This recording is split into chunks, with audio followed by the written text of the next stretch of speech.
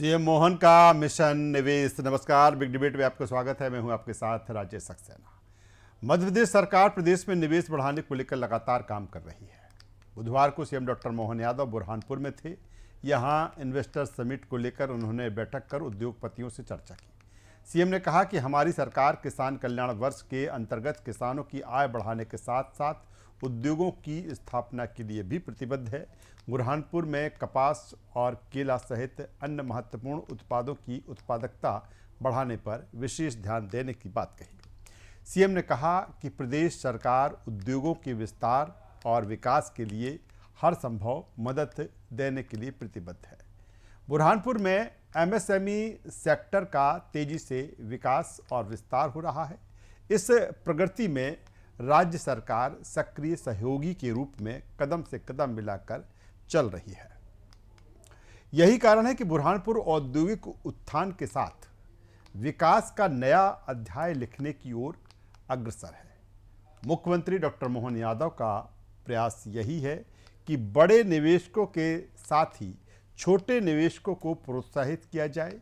यही कारण है कि जीआईएस के साथ रीजनल इन्वेस्टर समिट के जरिए मध्य प्रदेश में निवेश को बढ़ावा दिया जा रहा है। सरकार की कोशिश है कि हर अंचल में उपलब्ध संसाधनों को बेहतर उपयोग कर वहीं के युवाओं को रोजगार मुहैया कराया जाए। यही कारण है कि प्रदेश में निवेश का वातावरण तेजी के साथ बदला है। सरकार ने मध्य प्रदेश में निवेश अनुकूल परिस्थितियां निर्मित की हैं, जिससे निवेशकों का आकर्षण मध्य प्रदेश की ओर बढ़ा है। सीएम डॉक्टर मोहन यादव के प्रयास मध्य प्रदेश में औद्योगिक निवेश को कितना मजबूत बना रहे हैं, प्रदेश में बने निवेश वातावरण का कितना लाभ मिल पा रहा है। रीजनल इन्वेस्टर समिट के जरिए प्रदेश के निवेशकों को मिल रहा है कितना लाभ, क्या मध्य प्रदेश के युवाओं के लिए खुल रहे हैं रोजगार के नए द्वार। आज की जो हमारी चर्चा है इन्हीं विषयों के इर्द गिर्द केंद्रित रहेगी कि जिस तरह से मुख्यमंत्री डॉक्टर मोहन यादव के नेतृत्व में मध्य प्रदेश में एक निवेश का बेहतर वातावरण बना है, जिस तरह से निवेश अनुकूल मध्य प्रदेश में परिस्थितियां हैं, जिस तरह से सरकार की जो निवेश नीति है वो कहीं ना कहीं निवेशकों को आकर्षित कर रही है। ये तमाम सारे एंगल हैं जिस पर आज हम चर्चा करने वाले हैं, बातचीत करने वाले हैं। आज इस चर्चा में जो खास मेहमान हमारे साथ जुड़ रहे हैं, पहले हम उनके पास में चलेंगे, उनसे आपका परिचय कराएंगे, फिर हम चर्चा को आगे बढ़ाएंगे। तीन खास मेहमान इस चर्चा में हमारे साथ में हैं। हमारे साथ में हैं जाने माने अर्थशास्त्री देवेंद्र विश्वकर्मा जी। देवेंद्र जी का स्वागत है आज के इस कार्यक्रम में। हमारे साथ में है भारतीय जनता पार्टी के मीडिया पैनलिस्ट सत्येंद्र जैन साहब। सत्येंद्र जैन साहब, आपका स्वागत है। और स्वराज बघेल जी हैं, कांग्रेस प्रवक्ता हैं। स्वराज बघेल जी का भी मैं स्वागत करता हूं। सबसे पहले मैं देवेंद्र विश्वकर्मा जी के पास में आता हूं। देवेंद्र विश्वकर्मा जी, आवाज मिल रही है मेरी? जी नमस्कार, आवाज आ रही है? जी देवेंद्र जी नमस्ते, स्वागत है आपका न्यूज़ वर्ल्ड में। और सीधा सा सवाल, हमेशा आपसे मध्य प्रदेश में निवेश परिस्थितियों को लेकर मेरी बात होती है कि जिस तरह से सरकार मध्य प्रदेश में एक बेहतर वातावरण निवेश को लेकर बना है और सरकार लगातार उसी गति पर उस ट्रैक पर आगे बढ़ रही है। बुरहानपुर में आज, चूंकि आज हमने क्यों एक बार फिर इस विषय को लिया है कि आज बुरहानपुर में मुख्यमंत्री डॉक्टर मोहन यादव थे। वहां पर इन्वेस्टर समिट को लेकर जो तैयारियां हैं उससे पहले उन्होंने उद्योगपतियों से उन्होंने चर्चा की। दो चीज़ें हैं, एक तो बुरहानपुर जिस तरह का एक अंचल है वहाँ पर क्या पोटेंशियल आप निवेशकों को लेकर, उद्योग को लेकर वहाँ की जो स्थिति है, जो चाहे भौगोलिक स्थिति हो और चाहे वहाँ पर जिस तरह की चीज़ें संसाधन हो उसकी हम बात करें। और इसके साथ मेरा सवाल रहेगा कि सरकार अब जो छोटे छोटे जगहों पर पहुंचकर रीजनल इन्वेस्टर समिट कर रही है, चाहे रीवा की बात कर लें, चाहे यहाँ पर उज्जैन की बात करें, ग्वालियर की बात करें या सागर की हम बात करें, इसको किस रूप में देखते हैं कि कितना पोटेंशियल है इनके जरिए मध्य प्रदेश में निवेश को लेकर? देखिए, पहली बात तो मैं सरकार का धन्यवाद दूंगा कि अब वो डिस्ट्रिक्ट लेवल में भी सरकार जारी है और जो बुरहानपुर में जो मीट हो रही है उससे वहाँ के लोकल लोगों को फायदा होगा और जो छोटी इंडस्ट्रीज है उनको भी फायदा होने वाला है। जी। निश्चित रूप से सीएम साहब का बहुत अच्छा प्रयास है और इसका प्रतिफल भी आप देखें तो ग्राउंड लेवल पे अब दिखने लगा है। जी। वहाँ के छोटे उद्योगों को एक तरफ तो आर्थिक सहायता मिलेगी ही, जी। लेकिन जब बड़े उद्योग आएंगे तो दोनों मिलकर काम करेंगे हम्म। तो वहाँ का तेजी से विकास होगा। निश्चित रूप से जहाँ जहाँ सीएम साहब गए वहाँ परिणाम अब दिखने लगे हैं और आप देख सकते हैं कि जबलपुर में की भी बात करें, यहाँ इंदौर तो ठीक है बड़े शहर है, लेकिन ये छोटे शहर में ये बहुत जरूरी था क्योंकि छोटे शहर से रोजगार के लिए पलायन बड़े शहरों की ओर हो रहा था। चाहे हम इंदौर की बात करें, भोपाल की बात करें, प्रदेश के बाहर की बात करें, लेकिन छोटे डिस्ट्रिक्ट पे अगर सीएम साहब काम कर रहे हैं, इंडस्ट्रीज आने की बात कर रही है, वहाँ के रिसोर्सेज का उपयोग होगा, वहाँ की टेक्नोलॉजी का, वहाँ यूथ का उपयोग होगा, तो निश्चित रूप से एम्प्लॉयमेंट तो जनरेट होगा ही, डिस्ट्रिक्ट लेवल पे टैक्स भी मिलेगा और वहाँ पे एक अच्छा मार्केट डेवलप होगा। इससे एम्प्लॉयमेंट भी मिलने वाली है, पलायन भी रुकने वाला है और वहाँ के लोकल क्षेत्रीय लोगों को भी फायदा होने वाला है, छोटी इंडस्ट्रीज को, और वहाँ का जो रॉ मटेरियल उसको भी फायदा होने वाला है। मैं सरकार के इस कदम का स्वागत करता हूँ। चलिए देवेंद्र जी, बिल्कुल मैं आप बने रहिए। एक सवाल और लूँगा मैं, दो खास और मेहमान हमारे साथ में, उनके पास में चलता हूँ।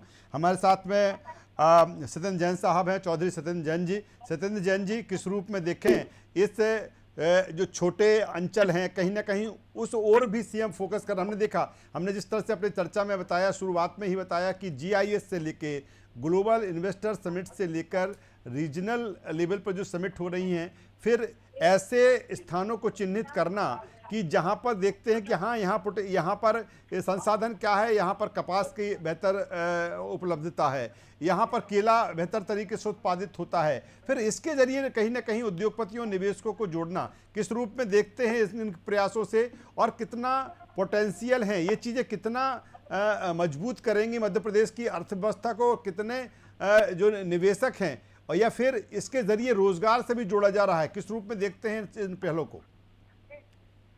देखिए, निसंदेह ये मध्य प्रदेश के विकास में मील के पत्थर साबित होने सिद्ध होंगी।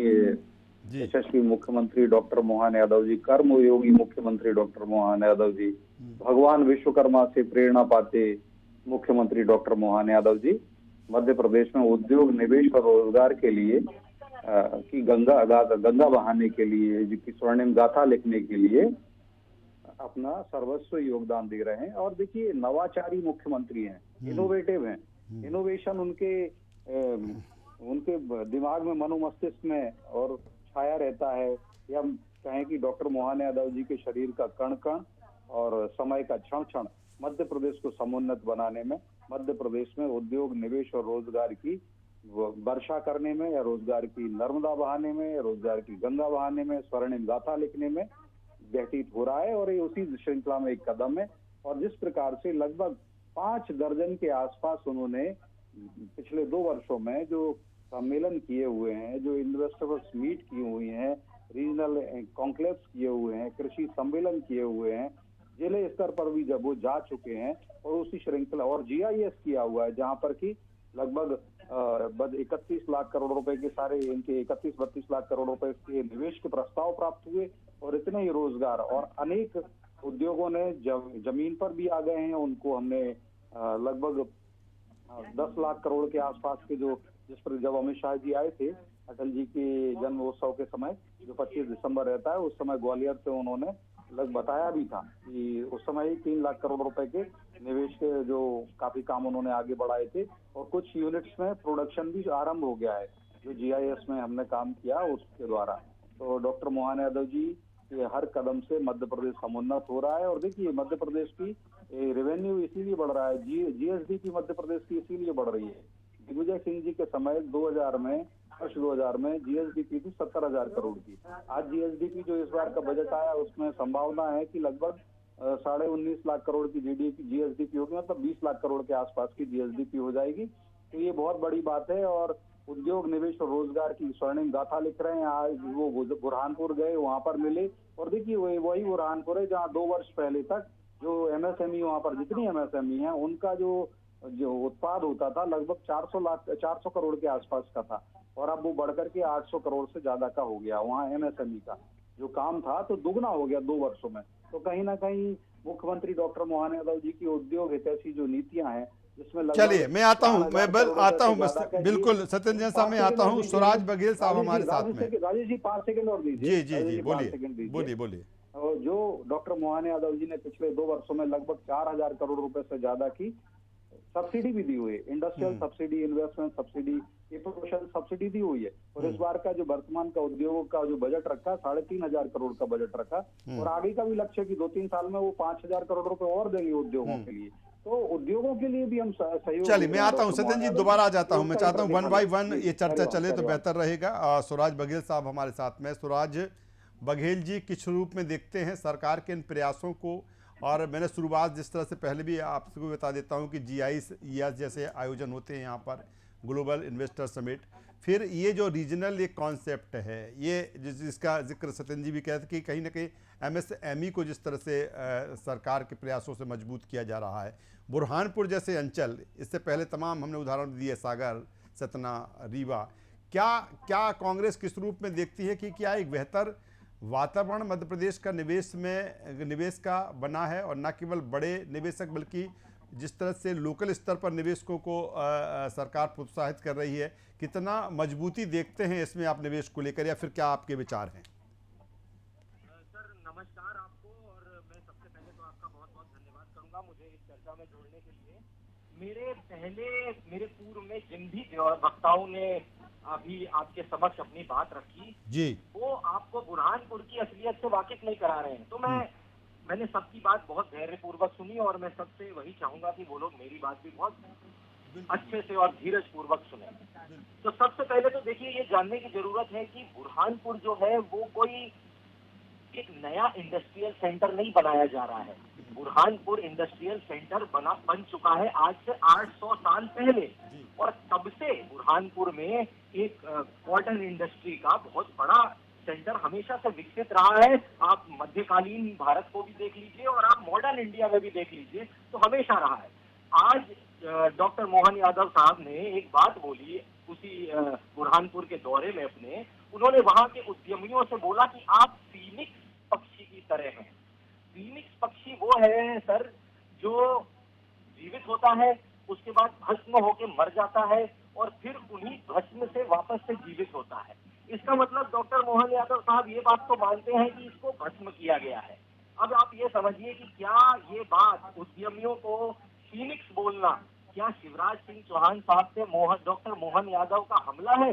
ये कहना कि उस सेक्टर को शिवराज सिंह जी के समय पूरी तरह से भस्म कर दिया गया, उस सेक्टर को पूरी तरीके से भस्म कर दिया गया, और अब उसको वापस रीजुवनेट, वापस से जीवित करने की कोशिश हो रही है। और या तो अब उनका ये कहना है उद्यमियों से कि अब ये सेक्टर मर चुका है, और अब आप अपना दूसरा कोई सेक्टर देख लीजिए, दूसरा कोई धंधा पानी देख लीजिए, वरना इसमें तो आपका काम नहीं चलेगा। और मैं अब इन बातों का जवाब दूंगा कि ये सेक्टर क्यों मरा।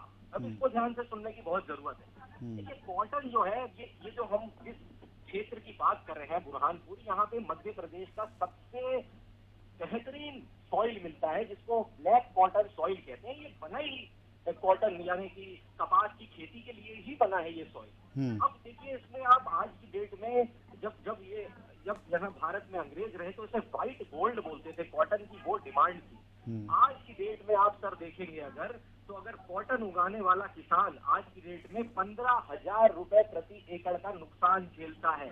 ये चौधरी चरण सिंह एग्रीकल्चर यूनिवर्सिटी की लेटेस्ट रिपोर्ट है सर कॉटन के ऊपर। इसके अलावा मेरे एक मित्र ने भौगोलिक स्थिति की भी बात की, उन्होंने बहुत अच्छी बात की। मुझे बहुत खुशी है कि भौगोलिक स्थिति का भी नाम लिया गया, क्योंकि मैं आपको एक छोटा सा उदाहरण दूंगा कि बुरहानपुर जो है वो तापी नदी से लगा हुआ है, और तापी नदी जाती है सीधे अरब सागर में गिरती है, और जो आखिरी के 32 मील हैं, जो 32 मील मतलब किलोमीटर से थोड़ा ज्यादा मील होता है, तो 32 मील जो है उनमें वाटरवे नंबर 100, नेशनल वाटरवे 100 बना हुआ है।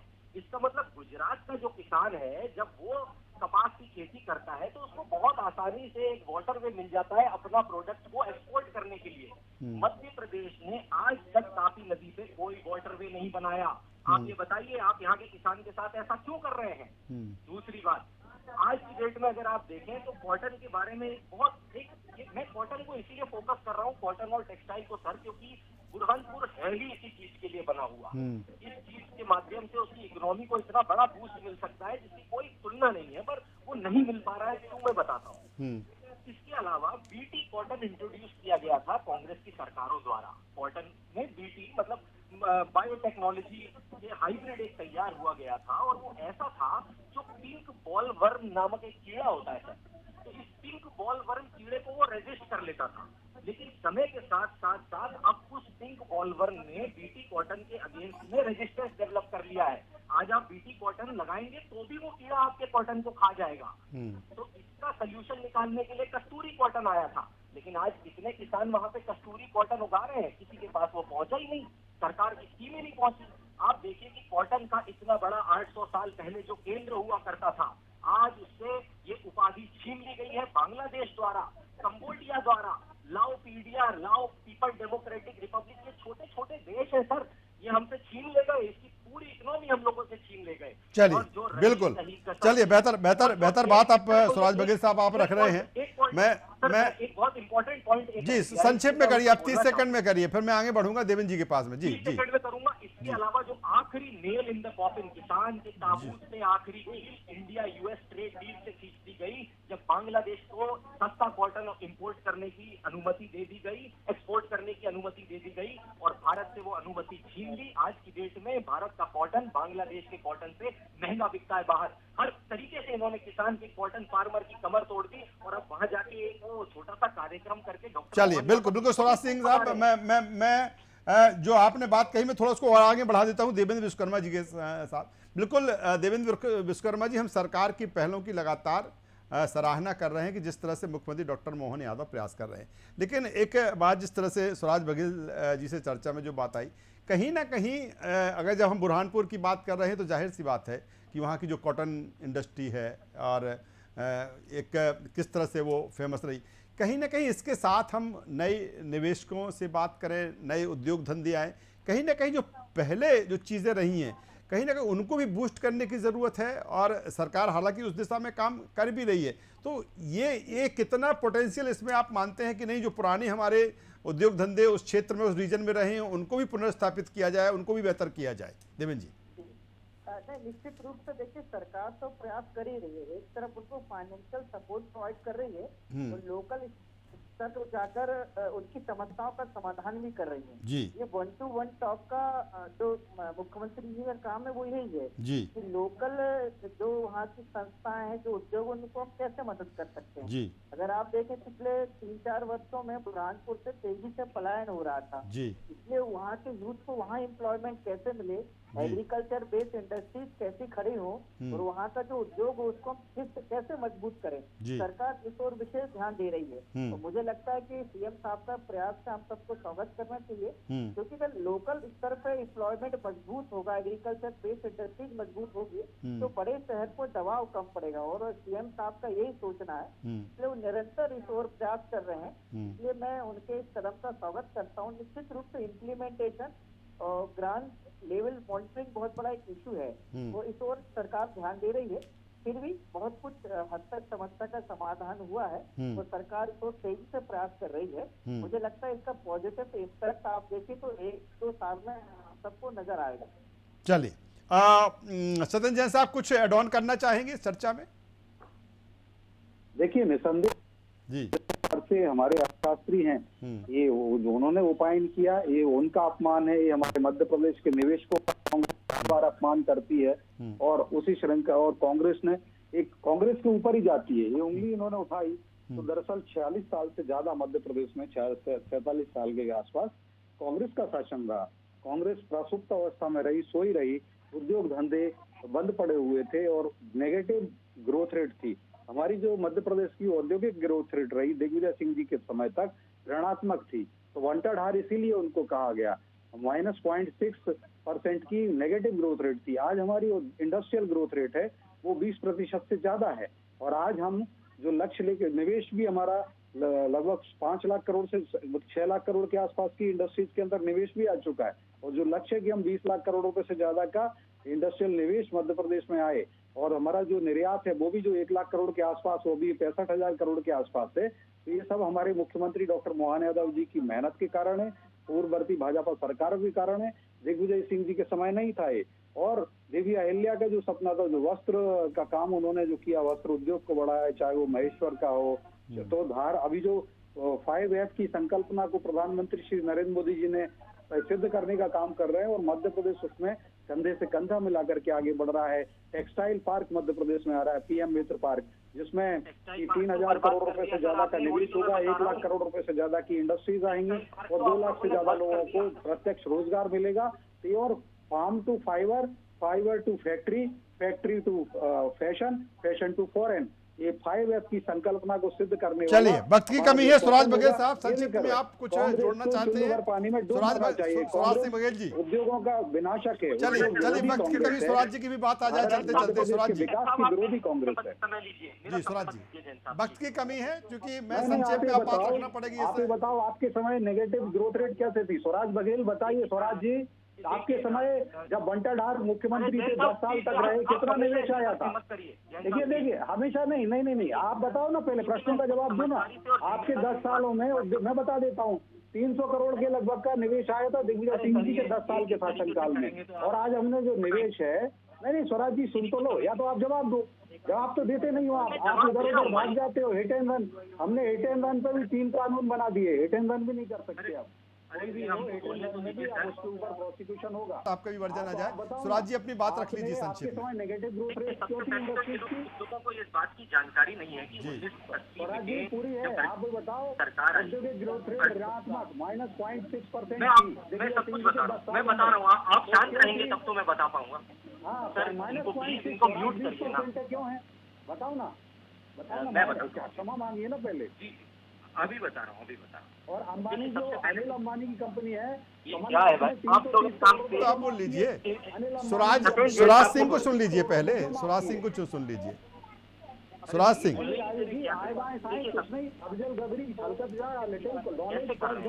हमारे अर्थशास्त्री का अपमान किया इन्होंने। चलिए आप मेरे का विरोध कर दे, बोले कि वो गलत बोल रहा है। हर्षदेव, इनको क्षमा मांगनी चाहिए। हमारे अरे जैन साहब, आपका ये पुराना पैतरा है, आप लास्ट में हमेशा बोलते रहते हो ताकि डिबेट एंड हो जाए। ये मैं आपको समझता हूँ, मैं समझता हूँ।